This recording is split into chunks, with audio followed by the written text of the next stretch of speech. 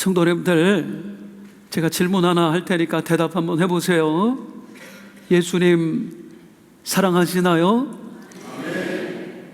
얼만큼 사랑하세요? 아주 많이.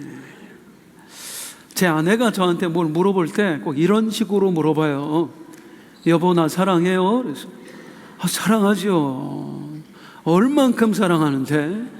그래서 아주 많이 사랑하죠. 그럼 꼭 이 말을 덧붙여요.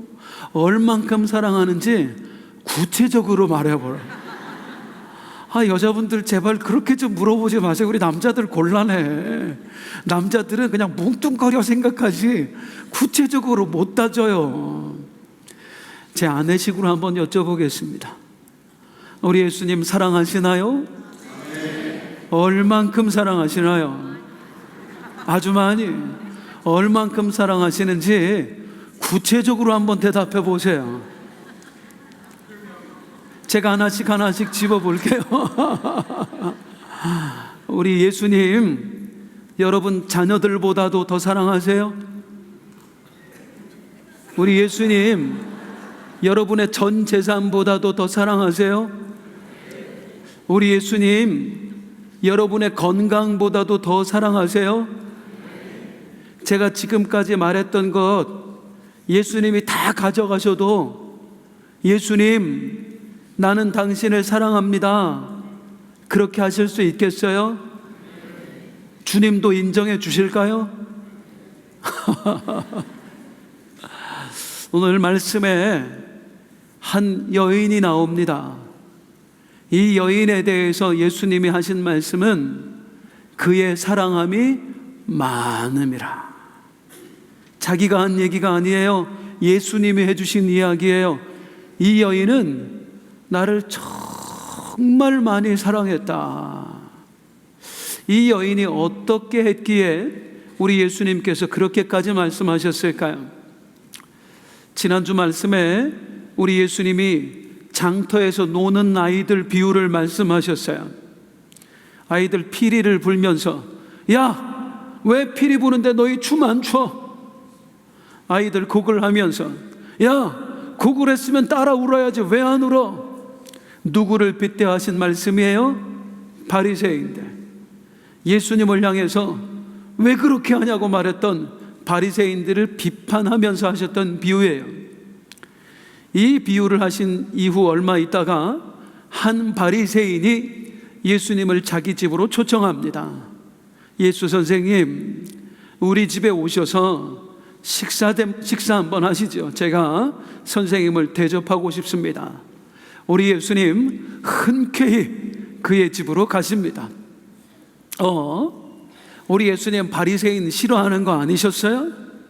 아니에요. 물론 예수님께서 바리새인 비판 많이 하셨습니다.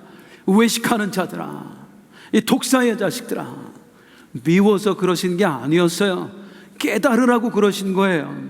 우리 예수님 누구라도 사랑하시는 분이십니다. 이 바리새인도 사랑하셨고 이 바리새인도 구원하길 원하셨어요.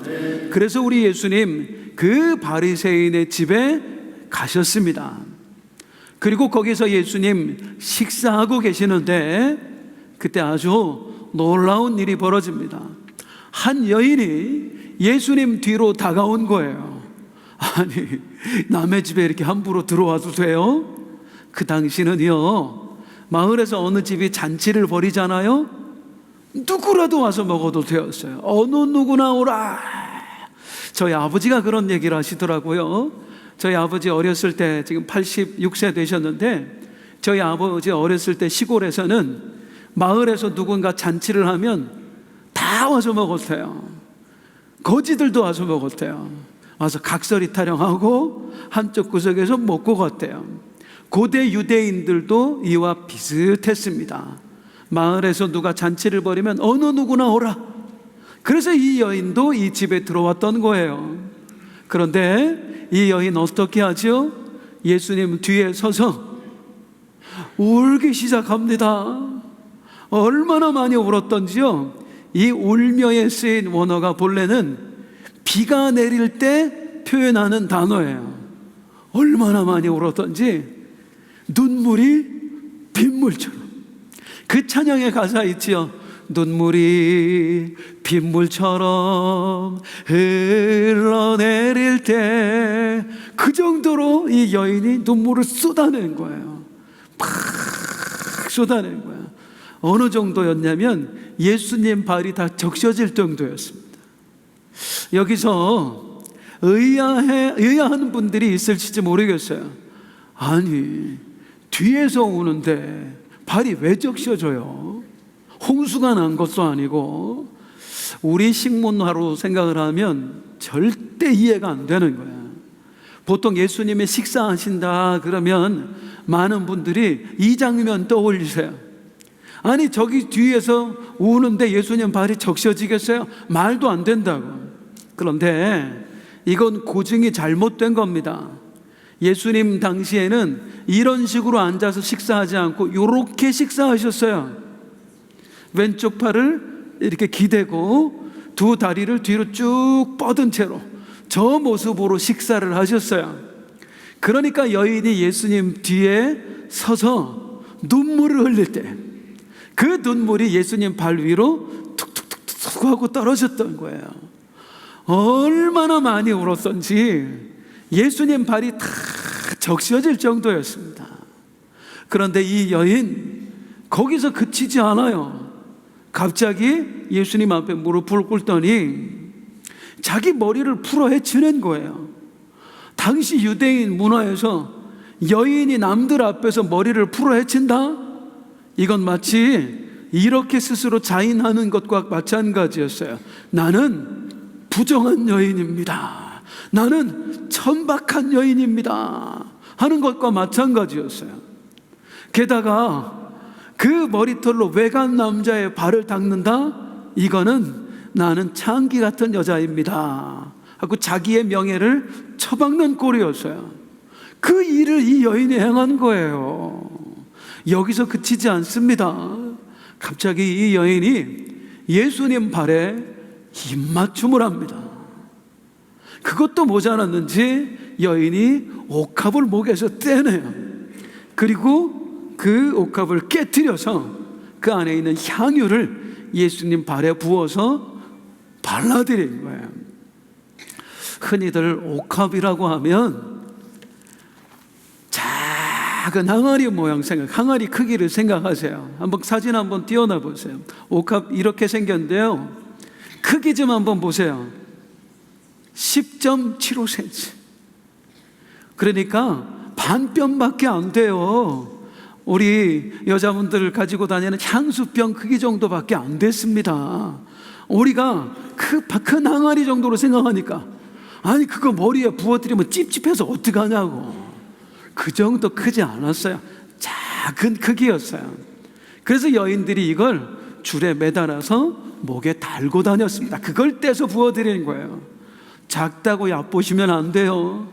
이 값이 어마어마합니다. 보통 사람 1년치 연봉값이었어요. 그 귀한 걸 우리 예수님 발에 다 부어드린 거예요. 이걸 보고 우리 예수님께서 하신 말씀이 그의 사랑함이 많음이라.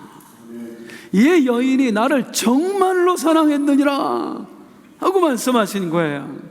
그러면 이제 이 여인이 누구이며 어떤 사연이 있었길래 예수님 앞에 이런 행동을 했을까 한번 알아보도록 하겠습니다. 먼저 이 여인이 누군가, 오늘 본문에 바리새인이 혼자 했던 생각에 여인이 누구인지에 대한 해답이 있습니다. 39절 시작. 예수를 청한 바리새인이 그것을 보고 마음에 이르되 이 사람이 만일 선지자라면 자기를 만지는 이 여자가 누구며 어떠한 자 곧 죄인인 줄 알았으리라 하거늘. 이 예수라는 분이 선지자라면 이 여자가 누군지를 알았을 텐데, 이 여자가 어떠한지를 알았을 텐데, 이 여자 어떤 여자였어요? 죄인이었습니다. 이 여자 죄인이었어요. 여기서 이제 한 가지 아셔야 될 게 있어요. 예수님께 향유를 부어드린 이야기는, 여인의 이야기는 사복음서에 다 나와요. 마태, 마가, 누가, 요한복음에 다 나와요. 그런데 여러분, 우리가 지금 마태복음 강해를 듣고 있잖아요. 누가복음 강해를 듣고 있잖아요. 마태, 마가, 요한 이 세 복음서에 나온 여인과 누가복음에 나온 여인은 다른 여인입니다. 마태, 마가, 요한복음에서의 사건은 예수님 사역 말기에 있었어요. 어디에 있었냐면 베다니에서 있었어요. 오늘 이 사건은 예수님 사역 초기에 있었어요. 어디에서 있었냐면 갈릴리에서 있었어요. 또 마태, 마가, 요한에 나오는 여인은요, 분명히 누군지 명시가 되어 있어요. 죽었다 살아난 나사로의 동생이에요. 마리아. 오늘 본문에 나오는 이 여인은 그냥 죄인으로 되어 있어요. 자, 사건이 일어난 시기도 달라요. 장소도 달라요. 사람도 달라요. 이건 서로 다른 이야기예요. 제 생각에는 이 여인이 먼저 예수님께 향유를 부어드렸고, 마리아가 그 사실을 알고 나중에 예수님께 똑같이 행동을 한 걸로 저는 생각을 합니다. 아무튼 이 여인은 지금 어떤 여인이었다? 죄인이었다. 어떤 죄인이었을까요? 성경에 나오지 않아요. 하지만 유추는 할 수 있어요. 여기 죄인에 쓰인 단어는 공개된 죄인을 뜻해요. 모든 사람이 죄인이라고 알고 있는 죄인이었다 그거예요. 자, 여인이었어요. 공개된 공식적인 죄인이었어요. 그래서 많은 학자들은 이 여인을 장기라고 해석합니다. 장기였을 것이다. 아마 그랬을 것 같아요. 자, 이 죄 많은 여자가 왜 예수님을 찾아왔을까요? 그리고 왜 예수님께 이런 행동을 하고 있을까요? 예수님께서 이 여인에 대해 말씀하시는데 그 예수님 말씀에 해답이 있어요. 시작. 이러므로 내가 내게 말하노니 그의 많은 죄가 사하여졌도다. 이는 그의 사랑함이 많음이다. 그의 많은 죄가 사하여졌도다. 그런데 한번 색칠해진 부분만 읽어봐요. 성도님들 시작. 그의 많은 죄가 사하여졌도다. 이는 그의 사랑함이 많음이라. 이게 좀 오해의 소지가 있어서 말씀을 드립니다. 사실은 이 문장에 대해서 학자들은 두 가지로 해석을 합니다. 우리말 성경을 얘기하는 게 아니에요. 헬라 원문을 얘기하는 거예요. 어떤 학자들은 이렇게 해석을 해요. 그 여자가 예수님을 많이 사랑했다. 그래서 그 여자의 많은 죄가 사함받았다. 이렇게 해석을 해요. 또 다른 학자들은요, 그녀의 죄가 예수님께 사함받았다. 그래서 그녀가 예수님을 많이 사랑하게 되었다. 이렇게 해석을 해요. 문법적으로는 둘 다 문제가 없어요. 헬라 원문에는 이렇게 해석해도 되고 저렇게 해석해도 돼요. 첫 번째, 뭐라고 해석한다고요? 이 여인이 예수님을 많이 사랑했다. 그래서 예수님께 죄사함을 받았다. 두 번째는 뭐라고 해석한다고요? 이 여인이 많은 죄를 예수님께 사함받았다. 그래서 예수님을 많이 사랑하게 되었다. 저는 이 중에 몇 번째 해석을 지지할까요? 두 번째. 어떻게 하셨어요? 저는 그 해석을 지지해요. 이 여인이 예수님께 많은 죄를 사함받았다. 그래서 예수님을 많이 사랑하게 되었다. 왜냐하면 반대로 해석하면 어떤 일이 생깁니까? 예수님을 사랑해서 죄사함을 받은 게 되잖아요. 죄사함의 조건이 예수님 사랑이 돼버리잖아요. 이러면 신학적으로 큰 오류가 발생합니다. 우리는 예수님을 사랑해서 죄사함 받는 게 아니에요. 우리는 예수님을 사랑해서 구원받는 게 아니에요. 우리는 구원받았기 때문에 예수님을 사랑하는 거예요. 죄사함을 받았기 때문에 예수님을 사랑하게 된 거예요. 믿으시나요? 예수님을 향한 사랑은 죄사함의 조건이 아니고 죄사함의 결과입니다. 믿으시나요? 자, 그 논리를 뒷받침하는 문장이 있어요. 47절 끝까지 다 읽어볼게요. 시작. 이러므로 내가 내게 말하노니 그의 많은 죄가 사하여졌도다. 이는 그의 사랑함이 많음이라. 사함을 받은 일이 적은 자는 적게 사랑하느니라. 따라합니다. 사함을 받은 일이 적은 자는 적게 사랑하느니라. 순서를 보세요. 뭐가 먼저예요? 죄사함이 먼저예요? 죄사함이 먼저예요? 죄사함이 먼저예요. 우리는 죄사함을 받았기 때문에 예수님을 사랑하는 거예요. 왜 이렇게 제가 복잡하게 설명하냐면 이 여인에 대해서 이야기하려고 하는 거예요. 이 여인은 예수님을 사랑했기 때문에 죄사함을 받은 게 아니고 예수님께 죄사함을 받았기 때문에 예수님을 사랑하게 된 겁니다. 무슨 말이냐면 지금 예수님 앞에 와서 이 행위를 하기 전에 이 여인이 이미 예수님을 만났다는 이야기입니다. 논리적으로 이미 예수님을 만나서 예수님으로부터 죄사함을 받은 경험이 있다 그 말이에요. 어떻게 된 일인지 우리 한번 상상을 해볼게요.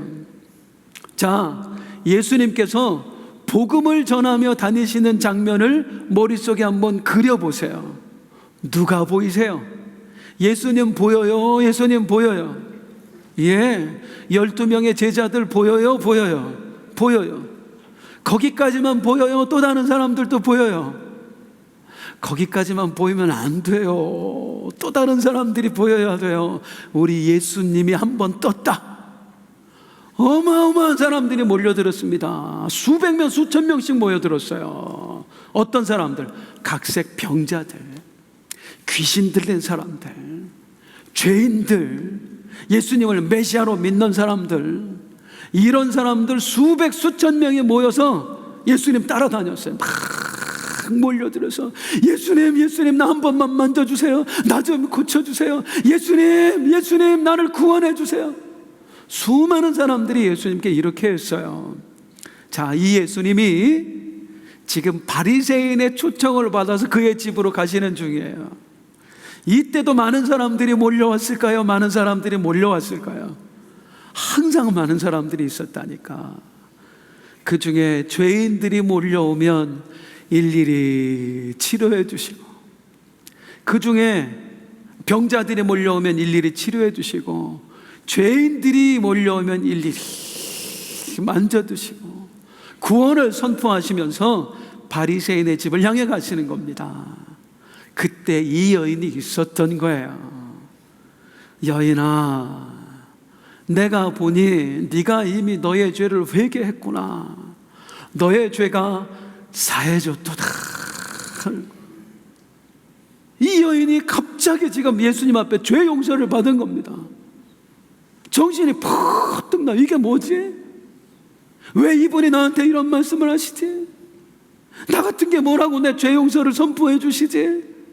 그리고 감사 인사를 할 겨를도 없이 예수님이 대중들에게 떠밀려서 가는 거예요. 군중들에게. 그 예수님을 만나고 싶어서 이 여인이 바리새인의 집으로 달려간 겁니다. 아니 그러면 그냥 가면 되지. 거기서 눈물을 흘리고 남의 집 잔치에 가서 머리털로 닦고 입맞춤을 하고 뭐 그런 행위를 뭐하러 하냔 말이에요. 향유를 부어드리고. 여기에 숨겨진 이야기가 있습니다. 우리 예수님께서 이 여인의 행위와 당신을 초청한 이 바리새인의 행위를 비교하면서 하신 말씀이 있습니다. 시작. 그 여자를 돌아보시면 시몬에게 이르시되 이 여자를 보느냐? 내가 내 집에 들어올 때 너는 내게 발 씻을 물도 주지 아니하였으되 이 여자는 눈물로 내 발을 적시고 그 머리털로 닦았으며 너는 내게 입 맞추지 아니하였으되 그는 내가 들어올 때로부터 내 발에 입 맞추기를 그치지 아니하였으며 너는 내 머리에 감람류도 붙지 아니하였으되 그는 향유를 내 발에 부었느니라.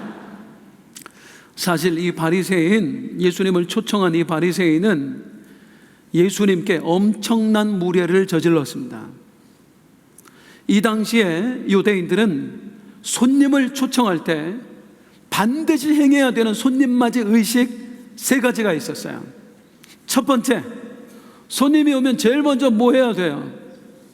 인사해야 돼요? 뭐 사왔는지 봐야 돼요. 인사해야 돼요. 인사부터 해야 돼요.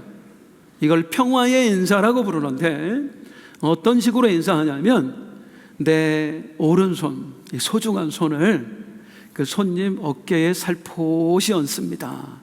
그리고 손님의 오른쪽 뺨에 살짝 입맞춤을 하는 거예요. 무슨 뜻이냐? 나는 당신을 존경합니다. 내 집에 와주신 것을 진심으로 환영합니다. 제일 처음 의식이 뭐예요? 평화의 인사, 입맞춤의 의식을 반드시 했어야 돼요. 두 번째로 어떤 의식을 행해야 되느냐면 손님에게 발 씻을 물을 떠다 드려야 됐습니다. 자, 우리랑 달라요. 우리는 어디 가도 아스팔트 깔려 있고 보도블록 깔려 있어요. 이 당시는 걸어 다니면 먼지가 폴폴 나요. 거기다가 그 당시 유대인들 다 뭐 신고 다녔어요? 샌들 신고 다녔어요. 그래서 밖에 조금만 걸어 다니면 발이 이렇게 됩니다. 엄청나게 더러워지는 거예요. 그래서 유대인들은 밖에 나갔다 집에 들어오면 반드시 발부터 씻었어요. 이건 율법에도 명시되어 있어요. 그렇게 하라고. 이 문화 때문에 손님을 맞을 때는 꼭 뭘 해야 되냐면 물을 떠다 드려야 되는 거야. 발을 씻으시라고. 그리고 귀한 손님일 경우에는 종에게 씻겨주라고 하고, 더 귀한 분일 경우에는 주인이 직접 씻겨드리기도 했었어요. 두 번째 의식, 발 씻을 물을 내어드려야 됐습니다. 손님에게. 세 번째 의식은 뭐냐면 머리에 기름을 발라줘야 됐어요. 올리브 기름입니다. 아니 무슨 머리에 기름을 발라요? 찝찝하게. 퀴즈. 이 당시 사람들 머리 자주 안 감았을까요? 자주 안 감았을까요? 여러분 어릴 때 생각하시면 돼. 막 보름 동안 머리 안 감아서 이가 막 기어다니고 그럴 때 생각하시면 돼요. 수돗물이 있습니까? 물이 있습니까? 2주고 3주고 4주고 머리를 못 감아요. 그러니까 밖에 나갔다 오면 이 머리에 먼지가 잔뜩 묻어 있어. 그래서 손님이 들어오시면 식사하시기 전에 거기에 올리브유는 흔하니까 그 올리브유를 발라서 먼지를 씻어주는 거예요. 이 3가지가 손님 맞이 의식. 첫 번째, 평화 인사, 입맞춤. 두 번째, 발 씻은 물. 세 번째, 머리에 기름 발라주는 거. 이 3가지 아무도 안 했어요. 아무것도 안 했어요. 이 바리새인이. 무슨 얘기예요? 예수님을 무시했던 겁니다. 예수님에게 공개적으로 망신을 주고 있는 거예요. 그러니까 예수님에게 식사 대접을 하고 싶어서 예수님을 초청한 게 아니고 사람들 앞에서 예수님에게 망신을 주고 싶어서, 네가 감히 우리 바리새인들을 어디서 이것이, 그랬던 거예요. 그 바리새인의 마음이 이 성경 구절에 나옵니다. 39절 한번 볼게요. 시작. 예수를 청한 바리새인이 그것을 보고 마음에 이르되 이 사람이 만일 선지자라면 자기를 만지는 이 여자가 누구며 어떠한 자 곧 죄인인 줄을 알았으리라. 바리새인이 마음에 어떻게 생각했어요? 야, 네가 선지자면 이놈아 이 여자가 어떤 여자인지 알았을 텐데, 죄인인데 모두가 아는데 너 모르지? 네가 무슨 선지자야, 이 사이비 같은 놈. 이 바리새인은요 예수님을 대접하려고 부른 게 아니에요. 예수님에게 공개적으로 망신을 주려고 부른 거예요. 너 정말 하찮은 인간이야. 손님 대접 받을 자격도 없는 인간이야. 자, 이야기를 재구성해 보겠습니다. 예수님 오시기 전에 한 여인을 만났고 그 여인의 죄를 용서해 주셨습니다. 이 여인 너무나 감격에 겨웠습니다. 예수님을 만나보고 싶었어요. 감사의 인사도 없이 예수님을 그냥 떠나보낼 수가 없었어요. 그래서 그 잔치집으로 찾아왔습니다. 언제 우리 예수님께 인사를 드려야 하는데 하나 하고 있는데, 여인이 보니까 주인이 손님 맞이 의식을 하나도 안 하는 거예요. 입맞춤도 안 해주는 거예요. 발 씻을 물도 안 떠다 드리는 거예요. 예수님 머리에 바를 기름도 안 주는 거예요. 어찌나 우리 예수님이 가여웠던지. 이 예수님께 고마운 마음을 가졌던 그 여인은 예수님이 너무 가여웠습니다. 그래서 예수님 뒤로 용기를 내어서 걸어가는 거예요. 예수님 발 곁에 서서 타도 모르게 눈물이 나는데 마치 수도꼭지를 틀어놓은 것처럼 콜콜콜콜 쏟아지는 눈물이, 이 눈물로 예수님 발이 다 적셔질 정도였어요. 발을 내려다 보니까 그 먼지에 눈물 자국 얼룩에 그냥 둘 수가 없어 무릎 꿇고 자기 머리를 풀어헤칩니다. 누가 나를 욕해도 상관이 없어요. 지금 중요한 건 예수님이에요. 그래서 이 예수님 발을 자기 머리털로 다 닦아드려요. 그리고 그 다음에 뭐 했대요? 입맞춤. 아니 무슨 외간 남자한테 입맞춤 왜 해요? 주인이 안 해줬으니까. 주인이 해야 될 인사를 안 하니까 이 여인이 대신하는 거예요. 차마 예수님 보례할 수는 없어서 예수님 발에 입맞춤을 합니다. 그 더러운 발에 입맞춤을 하는 거예요. 그리고 아무 여인이나 갖고 있지 못했어요. 향유 엄청나게 비싼 거였어요. 이걸 자기 목에서 떼서 아낌없이 주둥이를 깨뜨리고 예수님 발에 다 부어드린 겁니다. 그리고 예수님 발을 기름따위가 아니라 향유로 발라드린 거예요.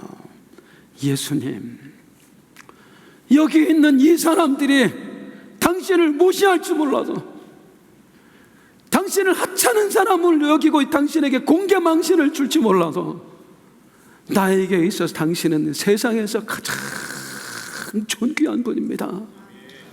나의 명예를 땅에 쳐박고서라도, 내가 더러운 여자라는 소리를 듣고서라도 내가 당신의 발을 내 머리털로 닦아줄 만큼 이 값비싼 향유를 다 깨어 당신 발에 부어드릴 만큼 당신은 내게 있어서 세상에서 가장 존귀하신 분이십니다. 주 예수보다 더 귀한 것은 없네. 이 세상 명예와 이 세상 부귀와 바꿀 수 없네. 그 마음으로 이 여인이 그 하나하나의 행위를 다 한 거예요. 이 마음을 들여다보시고 그 행동을 보시고 우리 예수님께서 하셨던 말씀이 그의 사랑함이 많음이라. 이 여인은 정말로 나를 사랑했도다 라고 하신 겁니다. 사랑하는 성도님들, 이 여인이 왜 예수님을 사랑했어요? 이미 답은 나왔어요. 예수님께 죄 용서를 받았기 때문이에요. 그러면 이 죄 용서에 대하여 우리 조금만 더 깊이 들여다보도록 하겠습니다. 바리새인이 속으로 예수님을 조롱했어요. 아니, 저 여자가 자기 발을 닦고 있는데도 가만히 있다고? 죄인인데? 아이고 이 사이비노마 하고 있을 때 우리 예수님께서 그 바리새인에게 말씀하십니다. 40절입니다 시작. 예수께서 대답하여 이르시되 시몬아, 내가 내게 이를 말이 있다.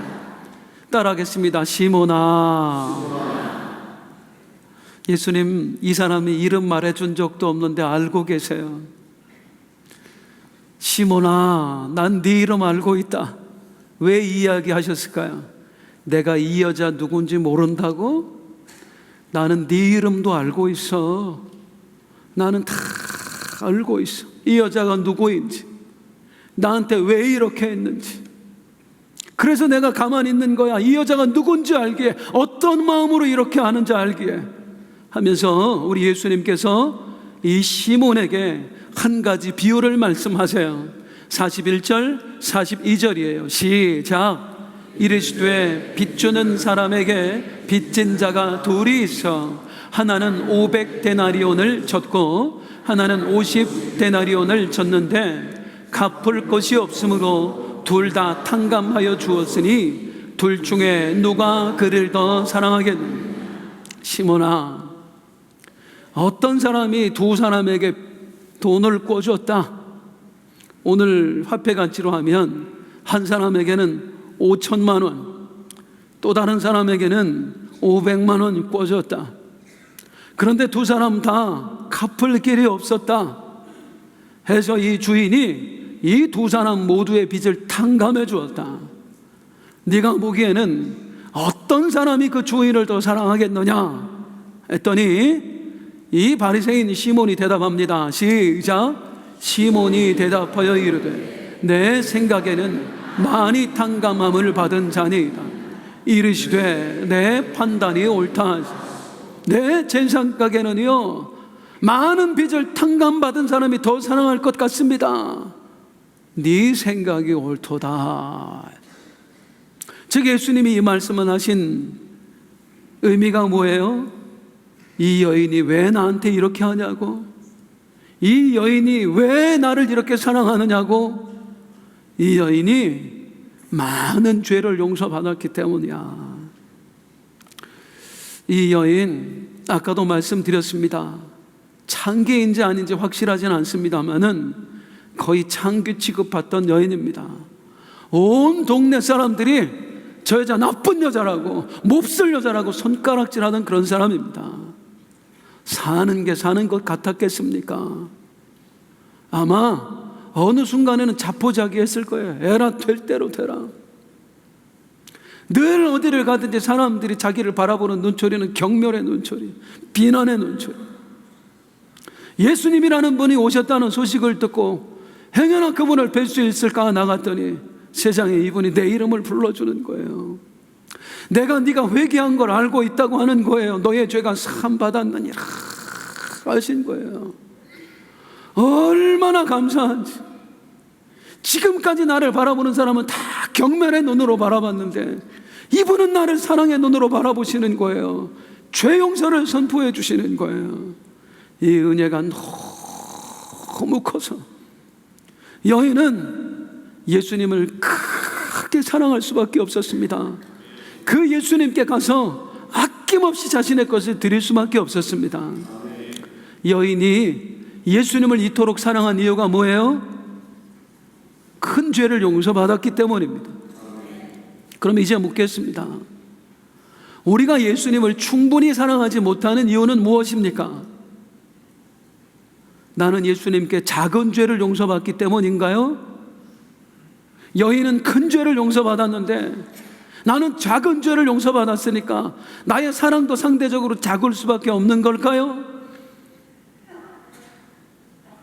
큰 죄를 용서받았다, 이 말을 오해하시면 안 돼요. 사랑하는 성도님들, 죄는 큰 죄가 따로 있고 작은 죄가 따로 있는 게 아니에요. 죄인이 큰 죄인이 따로 있고 작은 죄인이 따로 있는 게 아니에요. 우리 사람의 눈으로 볼 때나 죄의 경중에 있는 거예요. 죄인의 경중에 있는 거예요. 하나님 보시기에는 다 똑같은 죄예요. 하나님 보시기에는 다 큰 죄인이에요. 아니 어떻게 죄가 다 똑같습니까? 어떻게 죄인이 다 똑같아요? 우리 예수님이 하신 비유 다시 한번 생각해 보세요. 5천만 원 빚진 자가 있다. 500만 원 빚진 자가 있다. 우리의 눈으로 보면 누구의 빚이 더 커요? 5천만 원의 빚이 커요. 그런데 주인의 눈에는 둘 다 어떤 사람이에요? 따라하겠습니다. 갚을 길이 없으므로 둘 다 못 갚는 사람이에요. 핵심은 이거예요. 얼마를 빚졌느냐가 아니라 둘 다 빚을 갚을 길이 없었다는 거예요. 하나님 앞에서야 우리가 그렇다고요. 사람들 앞에서는 네 죄가 나보다 크다, 네가 나보다 큰 죄인이다, 서로 손가락질하면서 죄의 경중을 따지고 죄인의 경중을 따지지만 하나님 앞에서는요, 네 죄도 못 갚을 죄고 네 죄도 못 갚을 죄다. 너도 죄를 갚을 길이 없는 죄인이고 너 또한 죄를 갚을 길이 없는 죄인이다. 하나님 눈에는 이 세상에 사는 모든 사람들이 영적 파산자들이에요. 하나님 앞에 죄를 갚을 길이 없는 사람들. 하나님 눈에는 우리가 다 똑같이 큰 죄인이에요. 전부 다 지옥 갈 만큼. 그런데 우리가 스스로 착각해서 큰 죄, 작은 죄를 따지고 큰 죄인, 작은 죄인을 따지면서 서로를 비교하고 손가락질하는 겁니다. 성경은 분명히 우리에게 말씀합니다. 로마서 시작. 기록된 바 의인은 없나니 하나도 없습니다. 누구 눈에 이렇다는 거예요? 하나님 눈에 이렇다는 거예요. 하나님 눈에는 다 똑같은 죄인이다. 하나님 눈에는 다 큰 죄인이다. 그러면 이 하나님 앞에서 큰 죄를 용서받았다는 게 무슨 뜻일까요? 나는 큰 죄인입니다 했다는 거예요. 내가 세상에서 가장 큰 죄인입니다. 내 죄가 가장 큰 죄입니다 라고 했다는 거예요. 이 여인이 그런 사람이었습니다. 내 죄가 가장 커요. 내가 가장 큰 죄인이에요. 무슨 죄를 졌느냐가 문제가 아니라 내가 가장 큰 죄인입니다라고 믿었다는 거. 그러니 이 여인이 예수님을 크게 사랑할 수밖에 없었던 거예요. 나를 큰 죄인이라고 여기니까. 성경에 그런 사람 나와요. 내 죄가 세상에서 가장 큰 죄다라고 했던 사람, 내가 이 세상에서 가장 큰 죄인이라고 말했던 사람. 디모데전서 1장 15절 시작. 미쁘다 모든 사람이 받을 만한 이 말이 그리스도 예수께서 죄인을 구원하시려고 세상에 임하셨다 하였도다. 죄인 중에 내가 괴순이라. 따라하여 죄인 중에 내가 괴순이라. 한 번 더 죄인 중에 내가 괴순이라. 누가 했던 말이에요? 사도 바울이요. 모든 성도가 성경에 나오는 인물 전체를 통틀어서 가장 예수님을 사랑했던 사람, 1등으로 손꼽는 그 신앙인, 그 위대한 사도가 늘 했던 말이 내가 죄인 중에 괴수다. 내 죄가 가장 크다. 내가 하나님 앞에서 가장 큰 죄인이다. 이때가, 이 말할 때가 디모데전서잖아요. 바울이 예수님 처음 믿었을 때 한 얘기가 아니에요. 바울이 나이 많아 늙어 이제 주님 앞으로 가기 얼마 남겨놓지 않았을 때, 수십 년 동안을 예수님을 위해서 자기의 목숨을 바쳐 헌신했을 때, 그러니까 적어도 사람들 앞에 나 이런 사람이야 하고 자랑할 만할 때, 그때도 바울은 생각했던 게 내가 죄인 중에 괴순이라. 내가 이 세상에서 가장 큰 죄인이다. 이렇게 살고 이렇게 생각하면서 사니 주님 앞에서 목숨이 끊어지는 그 순간까지도 주님을 사랑하는 자로 죽을 수 있었던 겁니다. 살아도 주를 위해, 죽어도 주를 위해. 사랑하는 여러분, 여러분은 하나님 앞에서 스스로를 어떤 사람이라고 생각하십니까?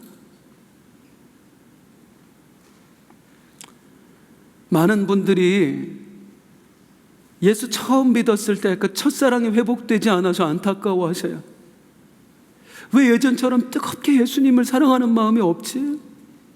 전에는 예수님 생각만 해도 좋았는데, 예배만 드려도 감격이 되고 눈물이 나고 찬양을 하면 막 주체할 수 없을 것 같고, 왜 요즘 내가 이 마음이 식어버린 것 같지? 왜 첫사랑이 회복되질 않지? 문제는 첫사랑이 아니에요. 첫 마음을 잃어버린 게 진짜 문제예요. 처음 예수님 믿었을 때 내 안에 품었던 그 마음, 주님, 나 같은 죄인도 용서받을 수 있을까요? 주님, 왜 나 같은 자를 위해 당신이 십자가를 지셨어요? 주님, 감사해요. 이 죄인을 용서해 주셔서 감사해요. 이 마음을 잃어버린 게 문제예요. 이 마음을 잃어버렸기 때문에 주님을 향한 사랑이 식어버린 거예요. 이 죄인의 심정을 잃어버렸기 때문에 그 믿음이 식어버린 거예요. 차갑게. 진짜 그리스도인답게 살아내기 위해서는 죄인의 마음부터 회복되어야 합니다. 첫사랑 회복하기를 원하십니까? 주님을 향한 뜨거운 마음 죽을 때까지 갖고 살기를 원하십니까? 날마다 십자가 앞에 서세요. 주님이 부르시는 그날까지 매일 주님의 십자가 앞으로 나아가세요.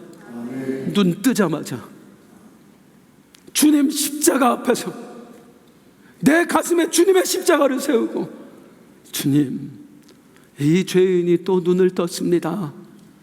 나에게 하루를 선물로 주셔서 감사합니다.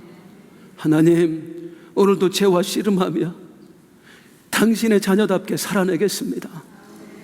하루를 마무리할 때 또 십자가 앞에 서세요. 내 마음에 십자가를 굳게 세우고, 주님, 이 죄인이 또 실패했습니다. 원수도 사랑하라 하셨는데 제가 그렇게 하지 못했습니다. 하나님, 무엇이라도 내가 주님을 위해 포기했어야 되는데 그러하지 못했습니다. 주여, 이 죄인을 용서하소서. 그렇게 하루를 시작하며 나를 십자가 앞에 세우고, 하루를 마무리할 때 또 나를 십자가 앞에 세우고, 주님 앞에 가는 그날까지 죄인으로 살다가 죄인으로 죽는가, 그게 진짜 그리스도인의 자태를 잃어버리지 않는 비결이에요. 사랑하는 성도님들, 잊지 마세요. 우리는 죄인입니다. 이 죄인됨을 잃어버리는 순간 우리는 그리스도인의 심장을 잃어버린 것 같아요. 끝까지 바울 사도처럼, 오늘 이 여인처럼, 나는 죄인입니다. 나는 죄인 중에 괴수입니다. 그러면서 주님의 은혜를 날마다 체험한, 더 뜨겁게 주님을 사랑해 가시는 우리 빛나의 성도님들 되시기를 주님의 이름으로 축복합니다. 우리 일어나서 함께 고백할까요? 주님, 이 죄인 살려주셔서 감사합니다. 은혜 베풀어 주셔서 감사합니다. 나 같은 죄인 살리신 주 은혜 놀라워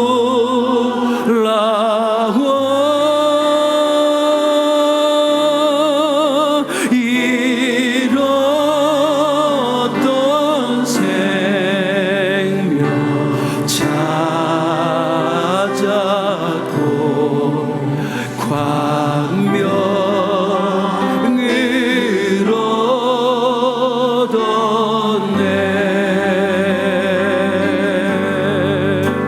그 죄 악에서 거치신 주의 고마워.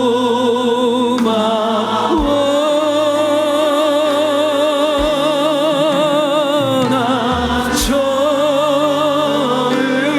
믿은 그 시간 귀하고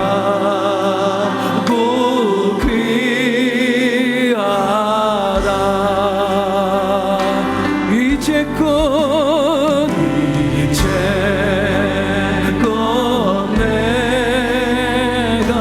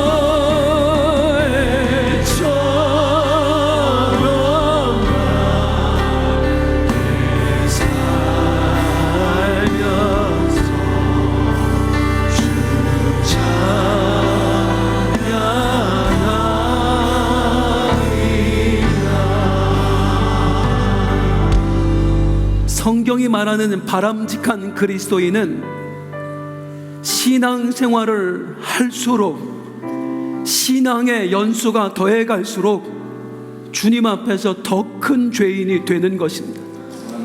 사도 바울이 나는 죄인 중에 괴수라 했던 것처럼 바른 신앙인이라면 예수를 10년 믿었을 때와 20년 믿었을 때, 30년 믿었을 때가 점점 달라져야 돼요. 내 죄를 더 크게 여겨야 돼요. 그런데 많은 그리스도인이 거꾸로 가요.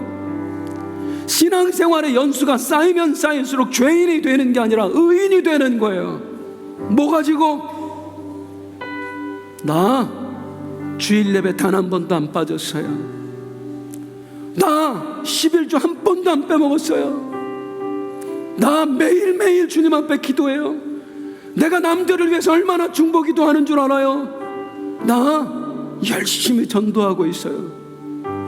주일 성수, 11조, 기도, 전도. 그리스도인이라면 마땅히 해야 될 일을 하면서, 구원받은 사람이라면 마땅히 해야 될 일을 하면서 의인 행세를 하는 게 우리들은. 이거 마귀에게 넘어가는 겁니다. 우리는 주일 성수했기 때문에 구원받은 거 아니고요, 11조 했기 때문에 구원받은 거 아니고요, 구원받았기 때문에 주일 성수하는 거예요. 구원받았기 때문에 11조 하는 거예요. 구원받았기 때문에 기도하는 거예요. 그건 내 의의 자격이 될 수 없어요. 우리는 무조건 주님 앞에서 죄인, 나 같은 죄인 살리신 그 은혜 놀라워. 죽을 때까지 이 노래 불러야 돼요. 나 같은 죄인 살리신 주 은혜 놀라워.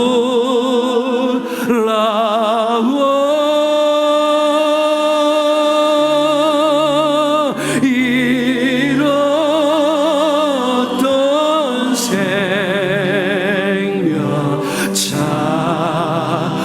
찾았고 광명으로 얻었네.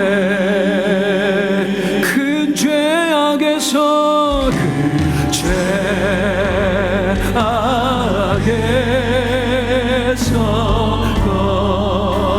건지신 주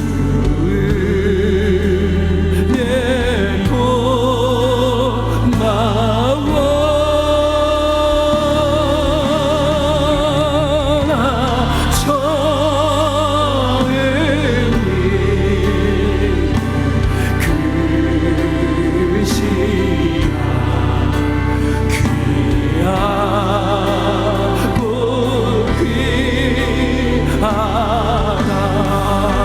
이제껏 내가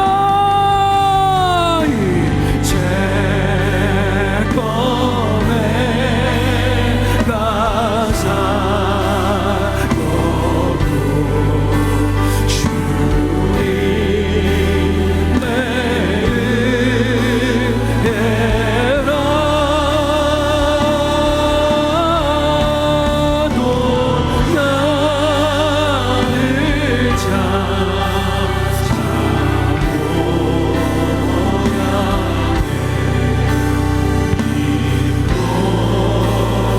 나를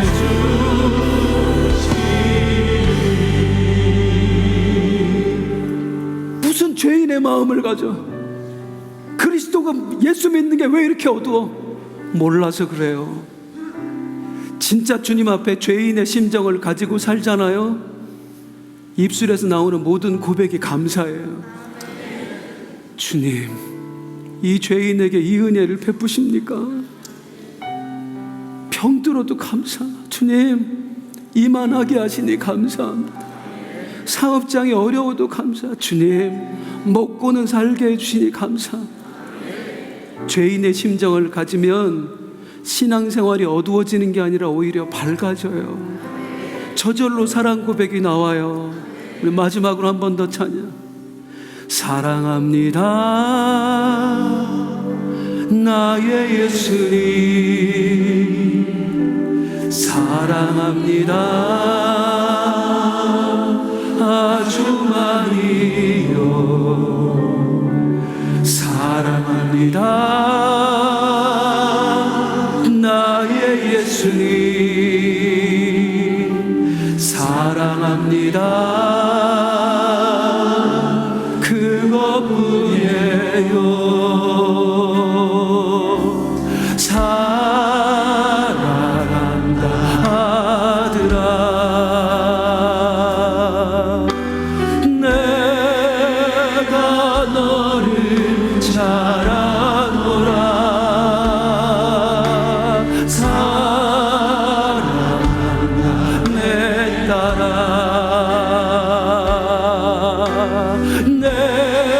우리 나를 용서하신 그 사랑, 주님께 사랑의 고백을 드립니다. 사랑합니다 나의 예수,